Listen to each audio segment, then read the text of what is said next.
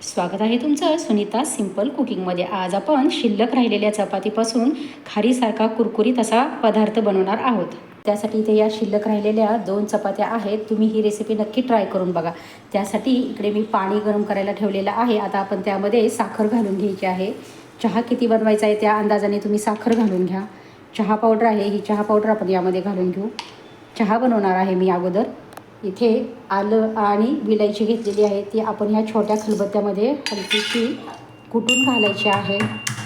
असं ठेचून घातलं ना की चहामध्ये आल्याचा फ्लेवर खूप छान उतरतो, आलं आणि विलायची याचा।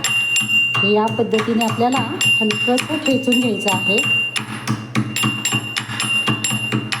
आणि आता हे आपल्याला या चहामध्ये घालून घ्यायचं आहे।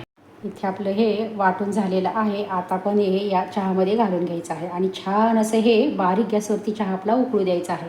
इकडे गॅसवरती मी छोट्या कढईमध्ये तेल देखील गरम करायला ठेवलेलं आहे। आणि आता आपण इकडे या चपातीचे चतकोरच्या भागामध्ये असे तुकडे कट करून घेऊयात।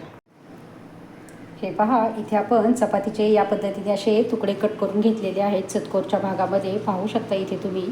आणि इकडे आपलं तेल देखील छान असं गरम झालेलं आहे। आता या चपात्या आपण या तेलामध्ये तळून घ्यायच्या आहेत। इथे आपली एक चपाती तळून झालेली आहे। आता आपण ही दुसरी चपातीचा तुकडा देखील चतकोर चपाती यामध्ये आपण असं घालून व्यवस्थित असं तळून आणि तेल पूर्णपणे निथळून घ्यायचं आहे। आपली चपाती तळून होत आहे तोपर्यंत इकडे चहामध्ये मी दूध देखील घालून घेतलेलं आहे। दूध घालून आता चहा छान असा उकळून घ्यायचा आहे। हे पहा, इथे आपली सर्व चपाती तळून झालेली आहे। अतिशय कुरकुरीत आणि खुसखुशीत ही चपाती तळलेली लागते, अगदी खारीसारखी।